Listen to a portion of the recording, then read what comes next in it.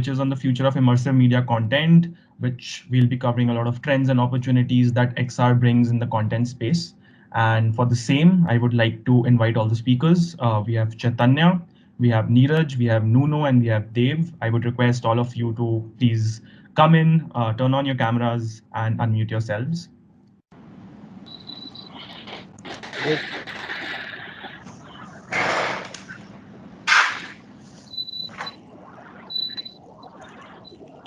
Hello. Hello. Hi, Niraj. Niraj. Chaitanya, can Yeah. Hi guys.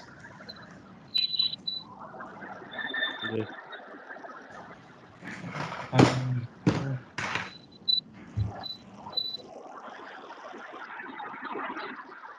I can just see Niraj on my screen. Niraj, can you see everyone else? I can't see anyone either. Looks like it's just me and you, So and a lot of whistling I sound. can see I can see Niraj. That's it. It's showing my camera's up, but I'll turn that off and try again. Sure. I think I'll just a second. It's working. I can see myself, and I can see Niraj and Arnav as well. Sure. Now I think just can. yeah, just give me a second. I'll fix this.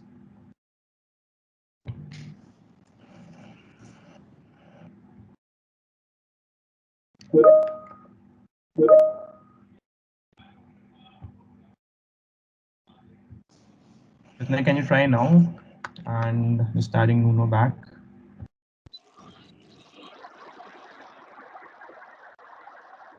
Yeah, Nuno is here. Adding Dave again. I can see Chaitanya now.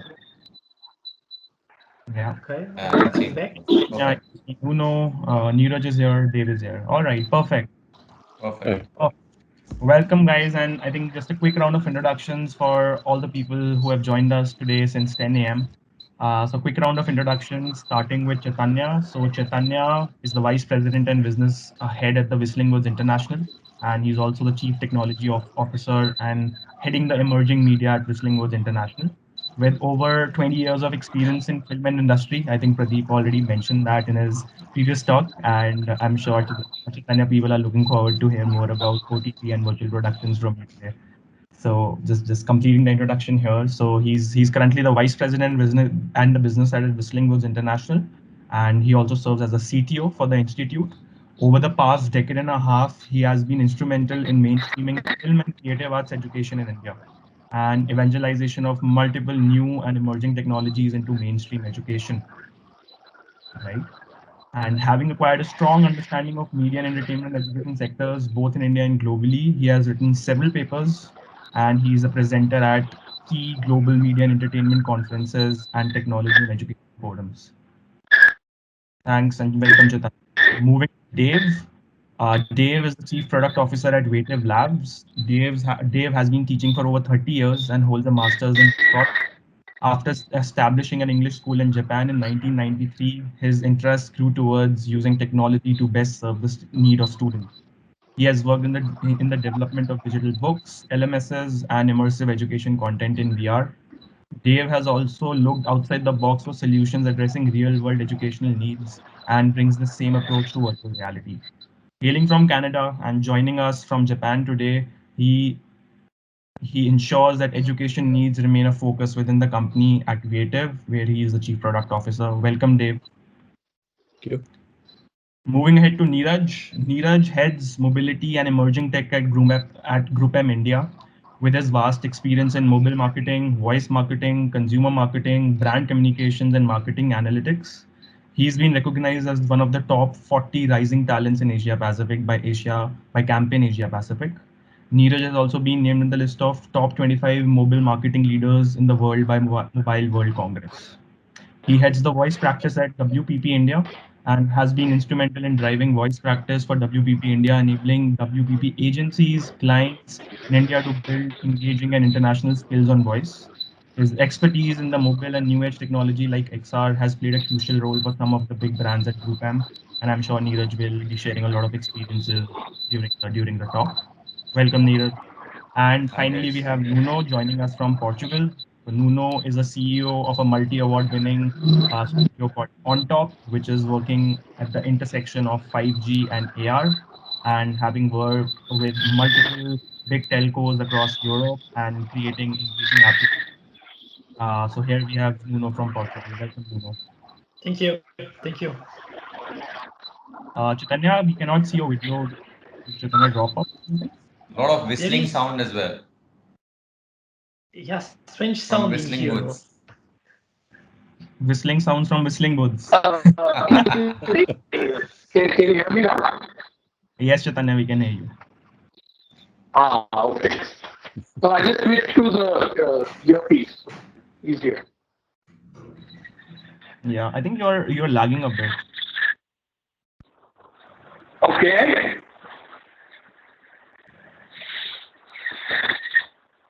All right, I think till the time Chaitanya is figuring it out, I'll just put some context on the panel that we have today. As Pradeep, Is it Shakil, better? Is it better now?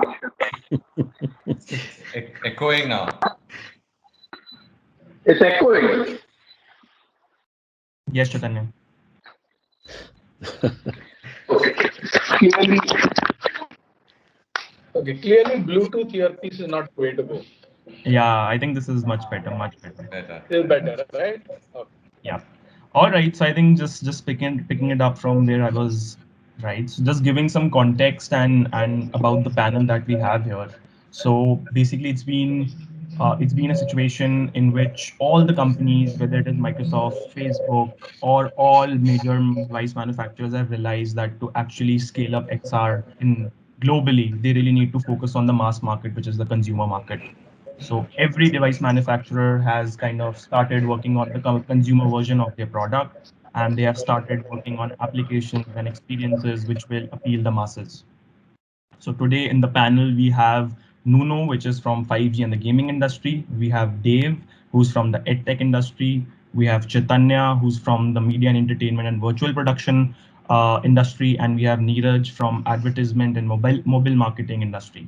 So here we want to talk really about the trends that XR will shift and what kind of content that companies, content developers should focus on while they are kind of preparing themselves to cater to the masses, as we also kind of proceed with the launch of GeoGlass for the mass consumer market towards the end of this year. So I would like to firstly again welcome all our speakers, and starting with the first question, which is I would like to start with Chaitanya because of his 20-year plus experience in this industry. So Chaitanya, the first question to you, which is basically how do you foresee the content trend shifting in the coming years with XR? Chaitanya, you're on mute. Yeah. So it's difficult for us to look back and try and imagine what the world was. And now, so if you look at pre 4G, pre 5.5-inch OLED smartphones, you couldn't imagine that 70% of digital content would be consumed on the cell phone. I'm not sure if that's clear. Yeah, I'm not able to. It's cracking your voice, Chaitanya. Then do you want to just Still? join? Okay. Is it better now without the video? Just if you can say something again. Is it better without the video? So that Touch better, I would say. video Yeah. takes up back. Thank you. Yeah. So I mean, about say 6 years ago, pre 4G, people would not have Not been. in, Lots of lag, too much lag. yeah. I think Chaitanya, do you want to just kind of reconnect again? In the meanwhile, I think we can take that question to Nuno. Yes. Well, the evolution for a year on the next years, as you said, well, a lot of the big companies are investing on the hardware, and what we should focus it's in content, good content, as in the previous talk we have been talking, and what we are envision for the future of XR is really to be the next mass medium, right? The same way that in the past we have radio and then appears video and becomes the main way of content, entertainment content and all types of content. The next one is going to be AR, especially with 5G, because we are literally mapping the world to add content over it, right? So next time in our city or outside of our door, we can have a special experiment with AR and 5G. So that's what we envision, is really to adding layers on top of the real world, which each layer it's going to have its unique experience. And one thing that we are advancing on that side is really the conversion of all types of screens into one single device, right? AR glasses. Great. I think, yeah, great perspective. Is it better now? Yes, Chaitanya, I think it's Yes. Yeah. Very good. thanks, Nuno, for So that perspective. And yes, Chaitanya, back to you. let me just carry on. So, it's very difficult for us to look back and try and imagine what the world was 6 years ago, 7 years ago, when you would have never imagined that today 70% of India's digital content would be consumed on the cell phone, right? This was pre-4G, pre-5.5-inch OLED screens. You couldn't just imagine it. Exactly that position is where immersive XR or VR is today. Over the next 4 years, you're going to see a massive leap, massive learning curve with 5G coming in, with lightweight devices coming in, with good quality visuals, as well as something that doesn't look like you're wearing a shoebox on your head. When that happens, you're going to see the big explosion. So the massive change that came in digital content consumption between say 2014 and 2021 is what you're going to see happening with immersive between 2021 and 2025, right? So just like today, if you're traveling by public transport, watching a 30-minute or a 20-minute piece of video on your phone is no big deal. Exactly like that, in the same public transport, you will start to see people wearing VR headsets or VR glasses and consuming immersive content.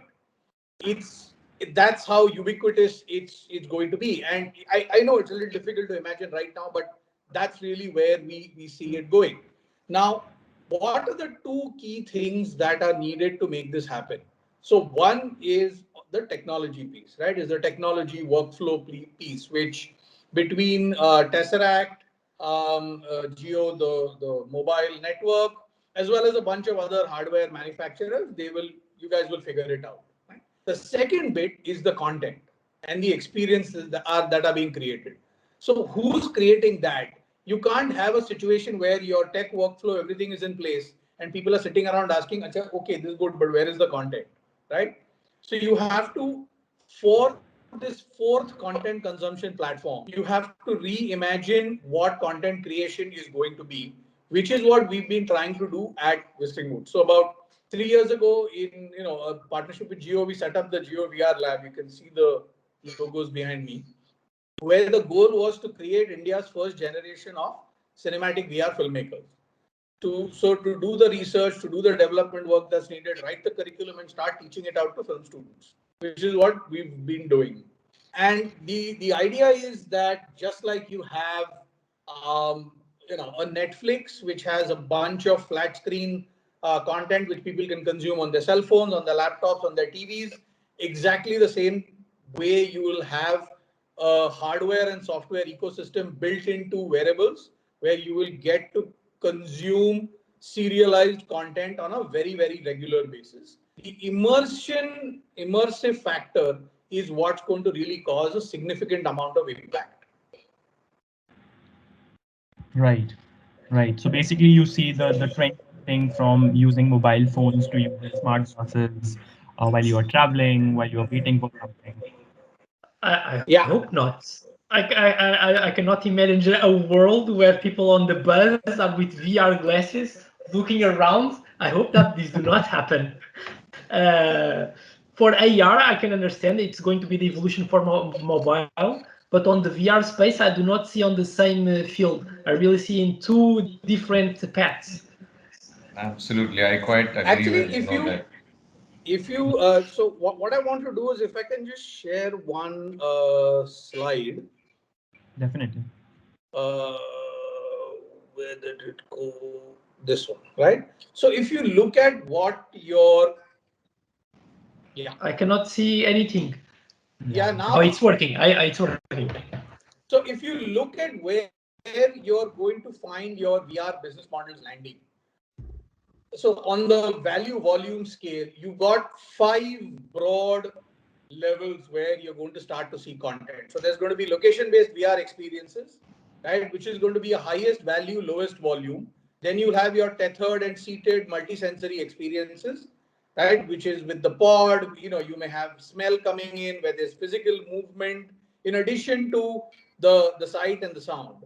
Then you have tethered HMDs, which may or may not remain going forward depending on how strong wireless connectivity grows. Then you've got your wireless connected HMDs, which is really going to be your main main thrust when it comes to content. And then your absolute lowest value and highest volume will be your mobile plus headset, right? Which will continue to evolve as things go, and you will start to see different levels of content for each of these content experiences.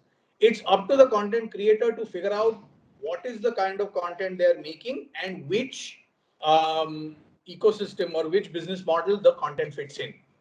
If it's extreme small format snacking content, it'll probably go at more towards the bottom of the pyramid. Your void and those kind of experiences will probably go up to LBE. What Mr. Rahman is doing with Limask is in the tethered and seated experience. A whole bunch of gaming and sixed off content is kind of coming up, which will sit in tethered as well as the standalone wireless connected HMDs ecosystem. So this is where you'll have multiple content formats. Different people will be making content for different value volume scales. Sure. Sure. I think, yeah, definitely agree with that. Wherein different type of content can be consumed at different devices, and definitely that is the shift that needs to happen. For example, content limited to mobile, content limited to VR headsets, which also include 360 videos. I'm sure Wood's is also looking at it. But that is the change in the format that we really need to empower people with, right? Within even at Geo, right? I mean, Tesseract, what you're actually doing is that the same content that you're looking at Geo Cinema on your TV screen can have a 3D angle to it once you start using Geo Glass to watch the same content on Geo Cinema. So basically, seamless shifting between 2D viewing mode to 3D viewing is what will basically enable people to kind of have that experience. So I think thank you, Chaitanya, for putting that perspective. I think just coming to Dave, so Dave, this was more around entertainment, but how do you see the trend shifting in tech? Because I think during the pandemic, classes, all institutes have moved to the virtual mode of learning and training. How do you see this shift happening? And what are the trends that actually uh, kind of lead this to Yeah. impact? I would agree with Chaitanya about the consumer market. Okay, but when it comes to education, it would be quite different. I think the matrix would be um, shifted around quite a bit. Okay, because there are certain things that we know from education, and um, that the that XR, especially VR, has a specific use, and it has a very, very high value to it because it allows a learner, if used properly, to be able to go in, get completely involved in something, to remove all the distractors, allow for that a deeper learning, and allow a connection with that really maybe difficult concept to be able to fully understand that and move through. Okay, so that's the value that I think we have to expect and look for in education. Now, there's certain things that we do know, and you can go right back to Confucius. Okay, I hear, I forget, I see, I remember, I do, and I understand. Okay, so we know that experiential, that hands-on learning is really, really important. And what's nice is that the research that didn't exist, 4 or 5 years ago, exists today. That we know that there's high value in recallability and cognitive ability when used in that kind of environment, right? And we do know that from Price Waterhouse, they have that study about the future of technology and how it's going to impact on GDP globally. And they give a number of $1.5 trillion that it's going to have that effect on the economy by 2030. Okay. And I think it was 23 million jobs that will be affected. So we know that's a nice number. I don't know if we get to that. Okay. It just means that's going to be the effect on the economy. But we know we have to prepare students today to be able to work with that technology in 10 years from now. Okay. So now it has to begin. And I think that's where I come from is maybe a pragmatic look at how we can actually bring this into education and affect students in a proper way. Sure. Thanks, Dave. I think I have a couple of follow-on questions for you there, but just going quickly to Niraj first. Yep. Niraj, what about your perspective when it comes to XR content, and how can advertisers, marketers, and brands can leverage this? So advertisers, I'll just give you a quick advertising perspective because we've been doing mobile AR for almost like a decade now. So initially when we started, it was more like a native app story. So people will have to download an application and then point at a particular print ad. And that's the era we activated a lot of campaigns through on print for real estate clients where they just point it on the paper and the entire building comes alive with a complete 3D view. So I'm pretty bullish on AR, and over the years we've done a lot of work on mobile AR per se. VR, I would still say it's more like a B2B story, and it has got some breathtaking use cases when it comes to business to business as such. But from the advertising point of view and direct to consumer point of view, I would say AR has got a absolutely spellbound role to play. And in times to come, how AR gaming is going to evolve and the wave which Jio is driving with those MR glasses, I think the future once it gets into the households, you would see a lot of people creating a lot of these 3D meta-human avatars, and they would move into kind of virtual chat rooms to watch matches together and stuff like that. So it's going to be a whole new world in times to come. But right now, as I say, in India, it'll be more like an AR story. Mm-hmm. Sure. I think wonderful perspective again there. So I think just coming back to Dave, the question that I had for you, it's on the similar lines, right? In education that we see, right? What do you think would be the future? Is VR in schools that will dominate over AR, or AR which will dominate over VR when it comes to learning in schools? So from our experience, AR plays a really, really good and important part with the lower grades because for one, you don't want them to have a heavy headset. You don't want the screens close to their eyes and things like that, right? So there's a lot that can be done with AR applications to bring something to life, and that's great.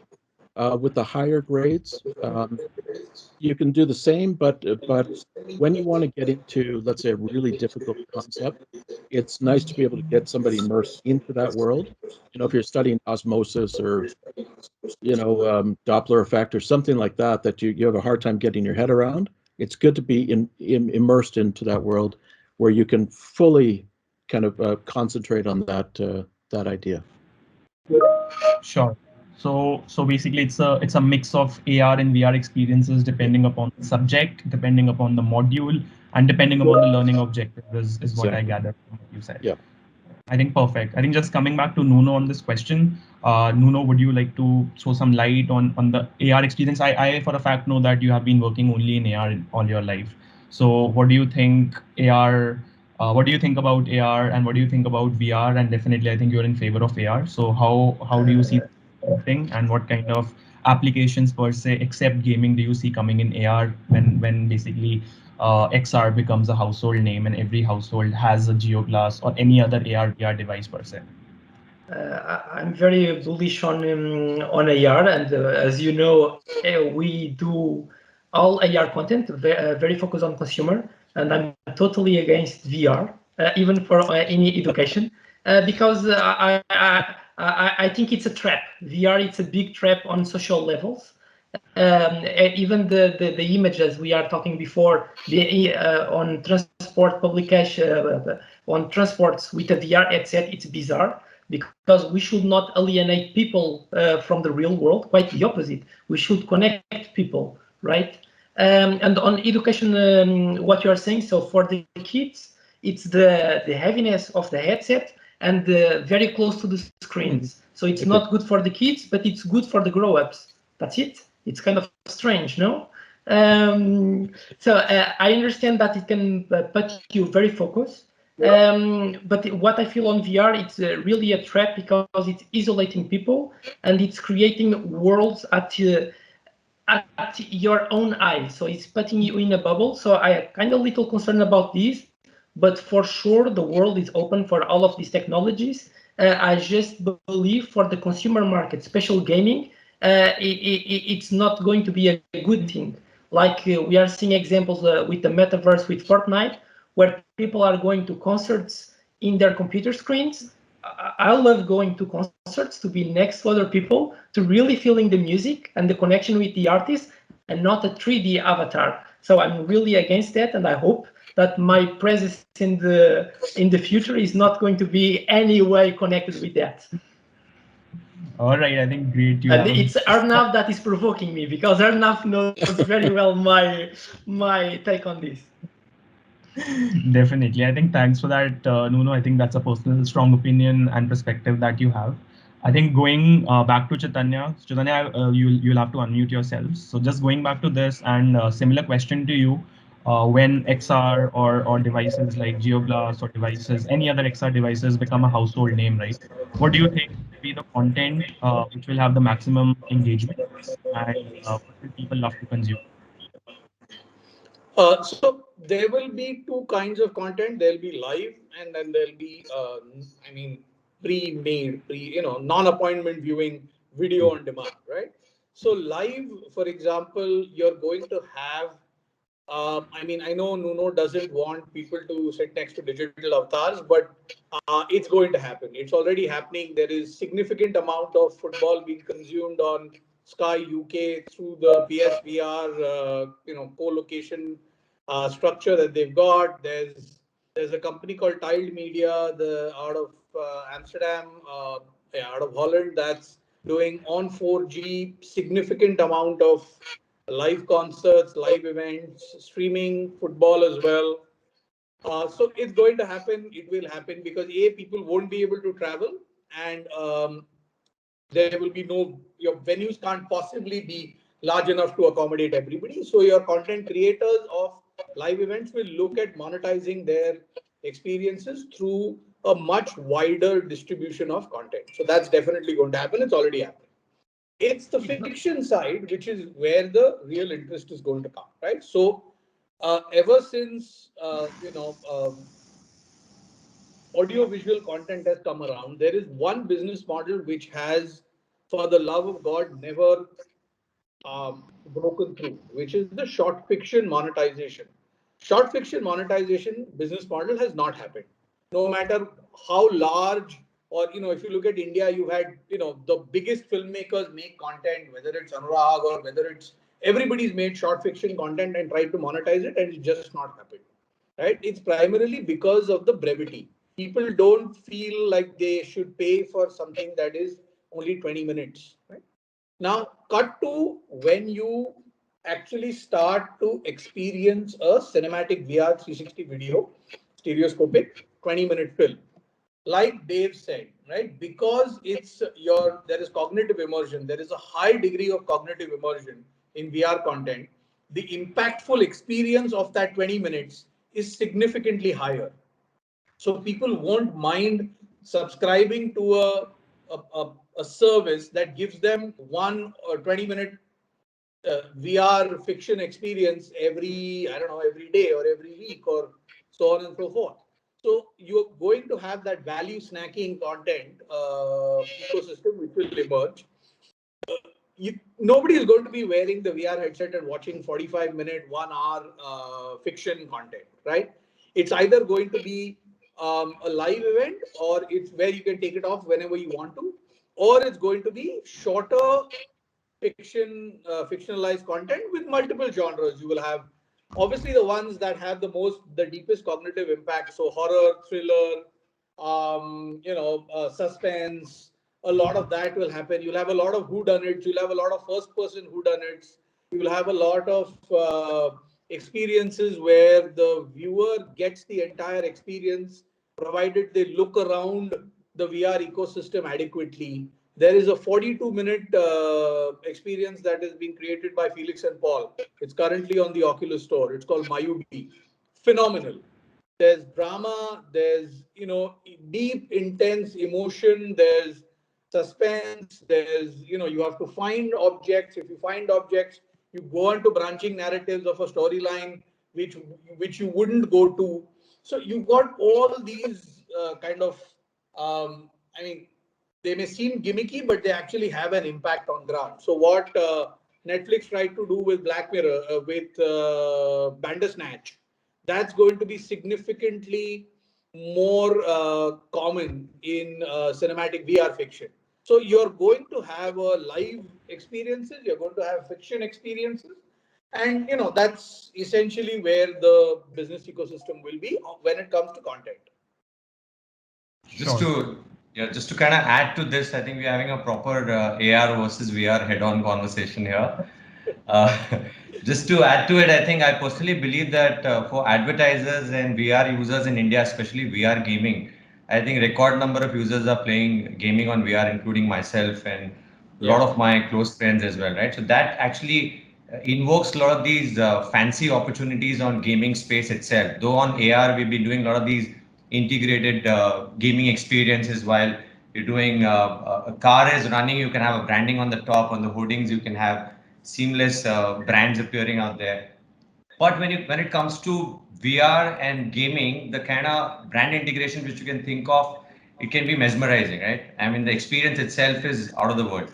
The only thing is on the data and the GDPR compliance, something we have to keep a close eye on. So at our lab, when we closely jam and brainstorm on a lot of these client briefs, some of the ideas which pops in saying that if somebody's playing a VR game and his retina dilates, I want to play a Bisleri ad right there. Or Nuno has spoken about this game where the Taj Mahal puzzle completely opens up, right? And you can give them a power up Fevicol hint out there just to fix the puzzle. So these are some interesting use cases in terms of how an advertiser can kind of leverage it. Definitely, I think great perspective there. And I think So just to add to that, I am not against AR. AR has its space and it will continue to do what it's doing, right? So I am okay for both. But see, the way that I approach it as from the content creation side is to actually look at immersion as a sense, right? Yeah. There's physical immersion, there's technical immersion, like I'm immersed in this room, right? There is spatial immersion where you feel like you're part of the space that you're watching. There is temporal immersion where you feel like you're part of the storyline of the content you're watching. And then there is cognitive immersion. Cognitive immersion is the one that has the most impact, whether where you feel crying when a child is crying on screen, so on and so forth. And this is really where VR taps into the cognitive immersion element of individuals significantly more than any other piece of content, primarily because it's putting you in a whole other world. And it's that is the next step that I think consumers are looking for, and content creators will have to work that much harder to create appropriate content because they have now the ability to have that additional cognitive impact. sure. Let me give you a head-on perspective on AR. I think camera-based marketing is like really close to the consumer, and you are pretty much seeing whether it's retail experiences. People are going out there and using Lens to scan and know more about the products and stuff like that, right? So activating retail, activating print campaigns, or you see Dainik Jagran right now has got a critical Lens integration. And Alive on Times Now was always around, like you scan and you get that entire article talking back at you. So camera-based marketing is more closer to the consumer. And when I look at advertisers, this becomes a default fit out there. And we are, as I said, I think I'm pretty bullish on that. Unlike Nuno, who's kind of killing it totally. But we are pretty much bullish on this in terms of how brands can play around in both these Yeah. ecosystems. So I think definitely hearing all the perspectives there, I know for a fact that AR has pros and cons. Definitely VR has pros and cons. and they are applicable at the right time, at the right place, and the right use cases. For example, in the previous panel, when Manish was talking about training for employees, uh, and can I just mute? Can you just mute it? I can hear myself from your mic. All right, perfect. Yes, so as Manish was mentioning about the training that they do at TKE elevators, right? It's impossible with AR to get that kind of an immersion when you are actually training the technician how to kind of operate on an elevator. So in such use cases, you actually need a VR environment as compared to an AR environment, but definitely for marketing use cases, for more consumer use cases, it is AR which is taking the lead at this point in time. But I think VR is will remain there because there are certain things which AR cannot really replace what VR can do. I think that is my perspective on that. So I think anyone else, Nuno, Dave, if you want to add something on this, or should we move to the next question? Just to be clear, yes, I'm a little. I'm against the VR for the consumer market, but for and I'm not saying that is not going to happen. What I'm saying is I'm not going to be involved on that. I'm not going to put my hands on this, because it's not because you can do it that you should do it. Like if you look to Facebook, I don't want to build something like that. It works. It does a lot of money, but the way that it's putting people in bubbles. I don't want to be part of this. And VR, and let's be honest, who is the biggest investor in VR space at this moment? It's Facebook, right? It says a lot of things. And at this moment, we do not have a 1 billion revenue company on the VR space. And on AR, you just go for Snapchat, you just go for Pokemon Go, right? Niantic. And they are 1 billion company on the consumer space. So they are being profitable, okay? And on VR side, only gaming, it's passing millions of revenue. So even on the business side, I don't see it so much appealing. But of course, there is space for that. I'm not. I cannot say anything because we see a market in there, right? In this panel, we are seeing people making money in VR. It's just something that I don't want to be part of. Sure. I think definitely. I think just going back to Dave, you want to add on this something? Your perspective on AR, VR? Well, I mean, I can just expand on that, and I'll give two examples then. Okay, and one is dealing with ADHD students. Okay, so there's a study out of USC by Rizzo that talked about the value of an immersive environment in dealing with that. Somebody who has some troubles in that way, right? Because with the VR, you're able to control the distractors. You're able to limit the stimuli that somebody gets. You're able to allow for agency for that student to be able to work through an environment on their own. And it really is a wonderful, advantage to be able to have that for students.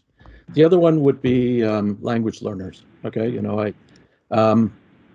for language learning, if you have speech recognition inside, it allows for the studies out of China are that it's about 2.5 times the gain that you get in language learning using the VR because you're able to be situational.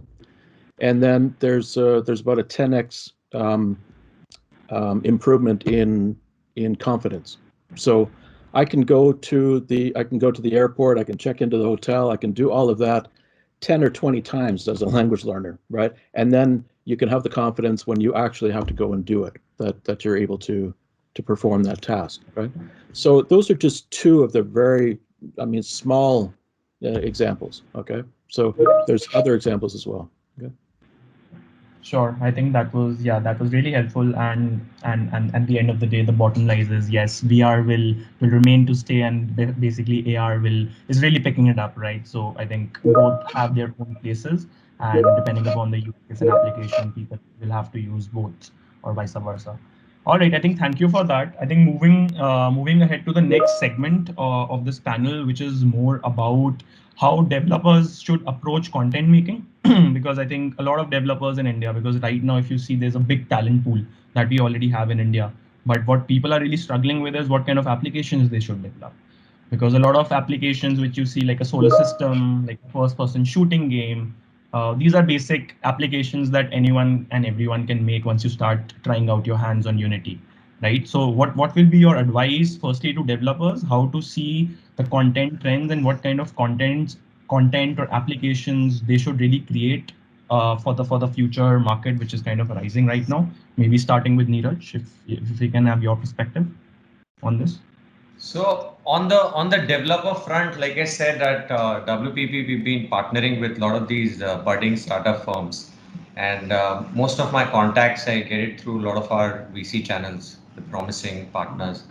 And the process which we have right now is we kind of circulate some of the briefs with them and work on the main problem statement for the brands, because a lot of these guys, they come in with a perspective which is more to do with product and engineering. And once we kind of mash with them and create some kind of an ideation out there, my advice to them is to start thinking more from the brand's perspective rather than to think about the product perspective, right? Because AR Core is open to all developers now. A lot of exciting stuff which is also possible on the M site as well with the last year's release, which eliminates the entire roadblock of user downloading an application and getting to use it, right? So the in terms of what do you call perspective or ideation, sky is the limit. So all we are focusing right now with the developer ecosystem is kind of creating a specialist team at our end who's working closely with them to explain them the brand's problem statement. Accordingly, they can just start working on focused solutions which is going to solve the need for the brand. I would just give you some of the classic examples of how we are looking at the categories like jewelry. So we've done something very interesting for PGI, which is Platinum Guild of India, when we're doing a virtual jewelry wear kind of a stuff on the banner ecosystem itself. So like initially we started with getting the user to download an application and kind of scan it for that 3D view to happen. Right now the story is all about Snapchat AR filters, and we work with a lot of these partners like Alive now to create experiences on Insta and Facebook banners, which can also work on a retina scan, or if you pout, it changes the lip color. If you blink, it changes the eyeliner for brands like Lakme and tons of brands, right? So whether it's retail shelf experiences, beauty as a category, or a bunch of other things which we are evaluating right now, all we need to, my request to the developer community is when you come to me, you should come with a thought, with a solution, understanding what my brand's problem is, and not just come to me with a tech saying that I can do this, I can do that, and this is the tech what we've created. I think Pradeep made an interesting point initially earlier in the day that it's nothing to do with technology per se. You've got to have a correct strategy in place in terms of AR, right? Once you crack that, then technology will just fall into place. So that's how we are seeing it as WPP, as custodian of 500 top brands in the country today. We're looking at more solutions coming in from the dev community. Sure. I think, yeah, that's wonderful. And I think this question can directly be related to Nuno being a developer himself, right? So Nuno, just wanted to have perspective how you see this. Obviously, the, monetization is something that would be covered in the next question that I have. And I think Neeraj gave some perspective there that how developers can actually start monetizing on the applications that they are developing, which is more by connecting to the brands and building solutions or integrating solutions or branding solutions within their experiences to monetize. So I think that is what I wanted to cover in my next question. But thank you, Neeraj, for just touching upon it. So just going back to Nuno on how do developers, content creators should basically take an approach while they are kind of deciding what next application they should develop. First of all, we are still educating people how to interact and with AR, right? One of our first projects that we did that it was Puzzle AR, that it was a puzzle game, and it was elected the best AR mobile game in the world, just because we played very simple. Instead of trying to create like flying dragons and a lot of things, focus on simple interactions. Simple things, simple actions that really can amaze the user and have some connection with him. And the other things that we need to think about AR, and this is a challenge that when we are hiring people, we always launch a challenge how they envision an AR experience. And the basic stuff, it's always putting a 3D object over the real world. And this is the basic stuff, right? But AR is much more than a 3D object overlaying the real world. One of exercise that we do is, okay, you need to paint this object with colors that are all around you. So if you want to paint this object in red, you need to look to my sweater, right? to catch the red from the real world to paint this digital object. Okay, and people still need to think a little outside of the box, because AR is not just overlaying 3D objects. We need to think about time, how it's going to interact with the user. If we have a digital asset that knows who I am, right? How is going to interact with me? And these then can be have the additional layer for brands, as Niraj is saying. So if I have a brand, how I'm connecting with it, and what is AR, it's augmented, it's improving the experience, right? So for developers out there, play it very, very, very simple and really use the world around, not just at the surface, but everything around. Sure, I think that is very helpful, Nuno, and a great advice to all the budding developers in India and around the world. Thanks for that. So I think coming to Dave, what do you think when it comes to edtech applications or educational applications? What do you think will work better? Will curriculum aligned applications work better, or do you think concept based applications when it comes to education work better? Well, you just gave my answer right there. Okay, so I can be quiet right now, because anybody who's done something for education, that you see that they've, the solar system and under the sea, they do the same things, right? Everybody's got that, right? And for a teacher, you'd say, well, that's nice, okay, but that's not enough, right? If you're going to be using this in a classroom, you need to have something that's curriculum aligned. You need it to be able to have maybe formative assessment inside of that environment, so that I'm able to see, as a teacher, I'm able to see how my learners are progressing, right? So it's not enough to just put somebody in that, in, as Nuno would say, to completely get them away from the world, right? It's about understanding what they're doing, but allowing them to have that experience, but then understanding what effect that's having and how they're progressing with maybe understanding the concept. So, just very briefly, I would think that if you can't just take VR experiences and say, okay, no, we'll put that in education, we're done. It won't work. It doesn't work. Teachers will push back, as they should. And I'll touch on one thing again that Nuno had, and I'm agreeing with Nuno, okay, on this one, is about Facebook, okay? Very, in my mind, maybe I got to be careful what I say here, but a little bit dangerous for education, in that it's trying to control something that it's doing in the consumer market, which is fine if you want to make that choice and do it. But if you're going to have schools and teachers, mandated to be a Facebook user to be able to use this, you can't open up student data, and you can't open, so I mean, it's really stepping into really bad territory. So and I agree with Nuno that we need maybe more billion-dollar companies, okay, to come and be a part of this, right? So I'll try to keep this short. I know we're running really long, so I'll just leave it at that. Okay. Thanks, Dave. I think very, very, very helpful. And going back to Chaitanya, I think you have something to add, because of you also have certain background in education and training and learning at Whistling Woods. So, Chaitanya, you'll have to unmute yourself. Yeah. So when I look at content related to VR, right? So, and that's pretty much the main thrust of what we've been working on for a while now. So I just want to show one photo. Yeah. So if you look at, we have 4 content consumption platforms today, right?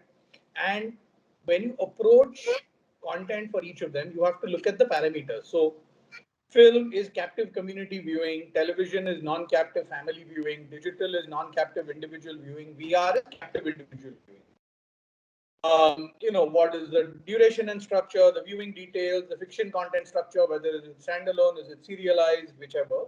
And then you come to the key bit, which is USP. What's the key thing of the content that's created for these platforms? So film and theatrical is a larger than life audiovisual narrative spectacle. TV lends itself to appointment viewing. So there's lots of time for story and character development. Digital, because it's a small screen, it's non-captive, so it's distractive. So it needs to be you really need to grab the audience. The first 30 seconds of any episode are extremely important. So its writing has to be really good. Pace is critical. You can't have a relaxed edit in digital content, right? What do we know about VR and AR content as of now? We know two things. We know immersive and we know interactive. Right? So there is a significantly high level of immersion, which comes with its benefits, and then there is a significant high level of interactivity, which you can decide how much you want the user to control. The only way you're going to know what additional content characteristics, USPs, VR content has is to make different kinds of VR content and fail repeatedly and fail fast. So you have to make it and make it and make it, and you will then start to see global best practices emerge. And the underlying hypothesis is that human beings are natural storytellers. If we are able to wrap our head around the technology of the time, we can tell a story. Now, whether it's taking a piece of charcoal and drawing in the cave, or whether it's a complex 360 workflow pipeline. So, and that's our goal. What we want to do is take these 17, 18, 19-year-old students and give them a thorough exposure to the workflow and the technology, and then tell them, go create content as you feel fit, and we will start to see USPs of cinematic VR fiction content emerging, and that's how we are approaching it, right? So yes, we know some things, but I would say we know less than 15% of what the final body of fiction VR content is going to look like. Sure. Thanks, Chaitanya, for that. So I think moving on to the last question for this panel, it was more about monetization, right? I'm sure you know that the mobile, especially Niraj must be knowing that for mobile, right, the system, the app stores are pretty mature enough, right? For B2C distribution, you have a big platform, you have millions and millions of users who are using iOS, who are using Play Store, and there are multiple ways developers slash content creators slash brands can actually monetize the experiences and content that they're creating. But when it comes to XR, what do you think is the best way for developers and content creators to monetize? And obviously the existing monetization techniques like the videos that we have, the pre-roll, the front roll, and the back roll, how do you think that will shift when it comes to marketing, advertisements, and promotions in the XR space? So I want to just quickly add to that. So I spoke about monetization a little bit earlier when I was talking about subscription. Actually having people subscribing to digital cinematic VR content. That's one way. So you're going to have the consumer pay in one way or the other. Either they're going to pay money or they're going to pay through their eyeball time, right? Sure. Where essentially they're watching content and some ads are coming their way. That one of the two ways. Now, in my opinion, you should charge them money so that you can avoid the advertising. Right? I'm a subscription guy. I believe that people should pay for the quality content that they want to consume. That way, there is no distraction. They know what they're getting and they know what they're getting into.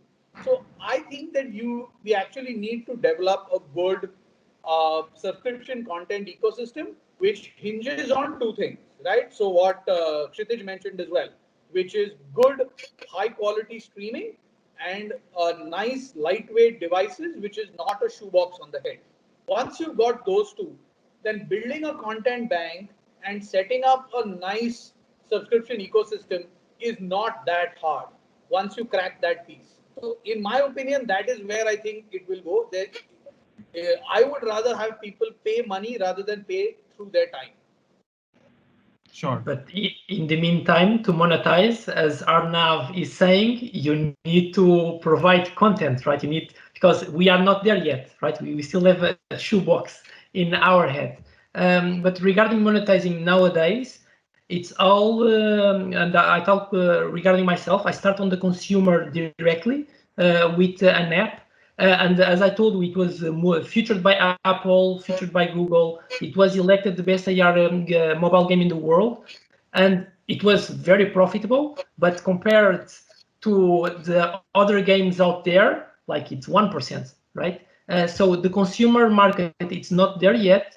So to all AR developers, it should be a relationship with brands. On our side, everything that we do with AR and 5G, it's all attached with telcos and manufacturers. So they are the ones that are providing, paying for the experience, right? Really to be at the edge of innovation and to start educating the consumer in how to interact in the future, right? We can think when it was the transition from TV to internet, right? With all of the companies are jumping into websites. Now they need to create a website with a video, with interactions. The same thing is happening with AR, and the brands cannot miss this step, right? So the best way to monetize is really to create simple and very engaging experience that find a solution for a brand problem, right? And to be the brands to paying or to investing on this content. Sure. Thanks, Nuno. I think starting with Dave first and ending with Niraj. Dave, what is your perspective on how developers, content creators can basically Yeah. monetize on the experiences that they're creating? Well, I'll step into the marketing part for a second because I know this is Niraj's spot, but I'll just add a very kind of maybe unique part to that is that I'm a Canadian. Okay, I live in Japan. Okay, and I work in Noida. Okay, so I'm a global citizen. I'm this is the way that the world works right now. Okay, I'm not particularly unique in that way, but I am very much a visible minority in this country. Okay, I'm a native English speaker. Okay, and I obviously don't look Japanese. Okay, so but the problem for me is that there's nobody marketing to me. All right, so they're losing out on my spending power. They and I'm not being taken care of. And that's one thing that the technology like this, that if you have an AR app, that you would be able to market in Japanese, but you'd easily be able to do that in English as well. And that's going to capture somebody like me, and there's more of me these days. And I think that's good. I think that this type of technology can help. And I think Niraj can finish this off. Okay. Yeah. Thanks, Dave. I think I would have a very, very clear perspective. And since I'm reading this ecosystem day in, day out, talking to a lot of partners and all the partners who actually come to us with the sole goal of monetization. So the first area where they can actually make money is thinking creative for our brands, right? And using the existing AR Core, AR Kit to build solutions for our brands. So first feedback is to start thinking categories, whether it's jewelry or makeup or beauty, and start creating a lot of POCs and solutions out there, right? And now what we are seeing is not just urban India, but VR would have a very strong role to play when it comes to the tier 2 and the rural market. As we see India on the urban lens, we are sitting on content. We are almost like a content surplus when it comes to urban, right? Rural is living in dearth of content. So look at this use case wherein Oculus was being used in rural, targeting elderly people and making them do that Char Dham Yatra. So they can, sitting in the rural pockets, they can put on Oculus and they can actually go around all temples in India, right? Which is something which is like a dream come true. This is a very unique use case which any brand can ride on, partner with an OEM ecosystem, someone who's sitting on these hardware devices, lease it out, or maybe when Jio launches Jio Glass, and me and Arnav, we are talking about a lot of these instances where we can lease out the hardware because most of the brands would be reluctant to invest and purchase the hardware. So lease out the hardware, blend it with activations which you are running in rural pockets or urban pockets, and create some kind of an experiences for those audiences, right? So whether it's thinking creatively when it comes to AR and building solutions out there, or blending your technologies like VR with your existing activations and creating solutions out there, or the most important one, which I am pretty bullish about, and what Nuno also mentioned, was about integrating ads onto existing audiences who are playing games out there, right? Whether it's an AR game, and the classic example right now which stands in front of us is what we did very interesting with the Geo gaming team, wherein we got the Mountain Dew gaming console completely integrated into Geo gaming, and this is now available to audiences who are on a 1500 rupee phone. So imagine with Geo glasses coming in, the similar experiences can be actually built in. the entire Mountain Dew gaming console can move into the MR space, and now people can actually have that 3D feeler to it, and you can do fancy integrations inside the game. So while somebody is playing the game, you would have bottles falling in, you can have brandings running out there. So in terms of monetization, I think gaming is a low-hanging, what do you call, a sector which I am personally bullish on. And as we see, this entire market is so dynamic, so a lot of things will pick up, a lot of things will fail, and ad opportunities are always going to be around, right? So these 4 or 5 areas is what we are bucketing now AR and VR solutions into. Another area what we're working on is I've just created my personal metaverse at home. So I relay a lot of my presentations using those metaverse, right? Initially, when I did it, it was more like a gimmick to get my clients excited. And now I'm sitting on use cases. So suddenly, client would tell me we want a similar metaverse because of COVID, giving it absolute wings. So clients are actually coming back to me and saying that, where are you presenting from? This is almost like a different universe. Why can't we create a similar metaverse in our office and do some kind of a activation with our retailers and get them excited, right? Or a CXO making an address to a larger audiences out there, or virtual events. So if Pepsi has Badshah, they can get Badshah to wear those geo glasses and run kind of an MR blended metaverse event. So thoughts are wild, and there's a lot of thoughts around this entire space. And monetization obviously is the key, but the core goal is to look at brand's problem statement and keep coming up with solutions. Thanks, Niraj. Thank you. With that, I would just log in with my metaverse as well. So I'm going to shut in from here and get into my metaverse. Sure. And I think just a follow-on question there. Obviously, there's a big talent pool of developers. We guys are more than willing. You are more than willing. But how do brands perceive this? And what are we actually doing to kind of spread that awareness within these brands who will actually start kind of investing in this kind of a technology? And further, that will give a big push to the developer ecosystem, I think.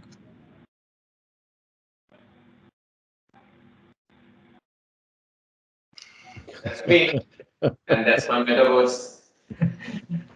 Great. So Niraj, did you? This is actually getting a lot of our clients excited now, and I keep playing with this entire mesh ecosystem. Currently, it's like Mohenjo-daro rocks with a Taj Mahal blend, and this keeps changing. And most of our client presentations, we actually do it from the studio here as part of the Voice and Vision initiative, which we get the gunning for. So that's a fate. It's all evolving. It's definitely beyond AR.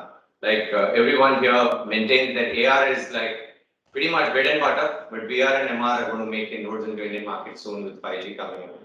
So it'll be big. Okay. Nice. Great, Niraj. Thank you for That's that. a perfect end. And I think, yes, in the interest of time, I think we should end this here. So any closing comments by the panel members? One note that Chantai to talk about regarding monetization, and we are forgetting in here, the future for sure is going to be subscription, right? Yes. And we are not in this. I don't know subscription for brands, which will be weird, right? But for content, entertainment content, it's going to be the future. People are not paying for one movie. They lost the habit. So in the future, either if it's VR or AR, it's going to be experience provided by subscription for sure. But not at this moment. At this moment, the monetization on AR, it's all about brands, marketing campaigns, and conversion with their consumers. Sure. I think any closing comments from Dave? I'd just like to say thanks to Niraj for wearing a Super Dry Japan shirt today. I think that was for me. Thank you. Thanks, Dave. Chaitanya, any closing comments? You'll have to unmute yourself. Yeah. So I think we've kind of covered it pretty well. So it's honestly it's really about experiences. Now, whether it's sitting in one place experience or it's moving around shooting stormtroopers in Star Wars Void location-based experience game. It's all about experiences, content-based experiences. So, and that's really what we want content creators to focus on. Thanks. Thanks, Chaitanya. I think thank you all speakers. We'll just quickly scan the chat if there are any questions from the attendees and guests.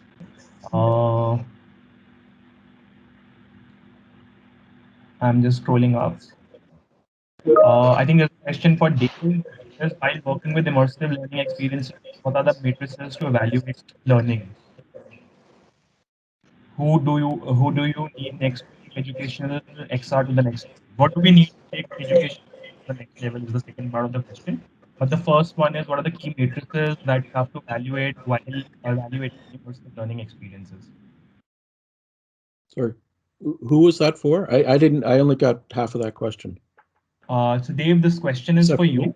Okay. Yes. So the question is, while working with immersive learning experiences, what are the key matrices to evaluate learning outcomes, I guess? Well, I mean, yeah, I mean, that's what we're looking for is the matching to the learning objectives that you want to do. Okay. And if it's curriculum alignment, that's great. All right. And then making sure that there is some understanding of what's happening in that world and that you're driving towards something. It's not just about putting a headset on somebody and putting them at the Taj Mahal and saying, hey, isn't that great? Okay. You want to make sure that you're driving the learning towards something and that you have actionable results from that can help inform you as a teacher on what where the gaps are in learning. And then it's actionable. I can spend 2 minutes with somebody and say, listen, you're missing this part, that part, and they go, I got it, and that's good. Okay, so it's about making the teacher time more efficient. That's all. Sure. Thanks for that. I think one last question for all the panelists here is, in the marriage of OTT and AR, VR, what sort of content and ad formats do you see gaining the most? So it's more a technical question about the formats and ad formats and the content Chaitanya format. take this. It's technical, so Chaitanya should take this. Yes, I think Chaitanya can take the OTT ad streaming formats, and Neeraj, you can take the ad formats here. That's a question from my team only. Yeah, if you look at it, it's actually VR is actually the next content consumption platform after OTT, right? So even though there will be the kind of content which you see on VR will be similar to OTT, which will be more an equal amount of serialized and non-serialized content, but the immersion factor will be significantly higher. So your advertising should be more content integrated rather than actual separate. So you would rather have branded um, content inside regular fiction content that you're seeing. That's the way that I would go. I wouldn't want to run pre-roll and post-roll ads in VR experiences, in fiction VR experiences. Not at all. I don't think that's the way to go. I think it should be more subtle. It should be more integrated into the content. Sure. So I think more product placements and contextual 3D ads is the future. And Yeah. we, JioTesseract, are also kind of building such engines wherein which will not only help brands, but also developers to kind of integrate these SDKs within their applications and have a separate revenue stream coming in.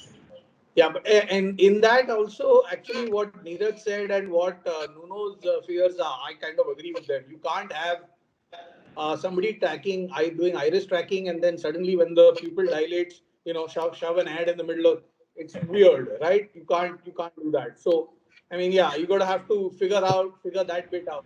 But other than that, broadly, that's how I would look at it. It should be integrated into the content.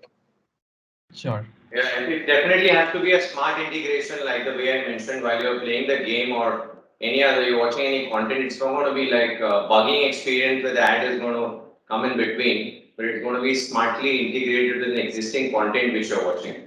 Even in the existing gaming integration, what we're doing is while you're playing the game, Angry Birds Rovio, we give you power birds from a brand.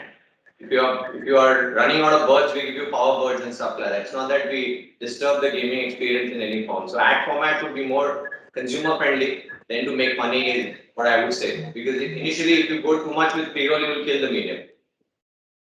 Sure.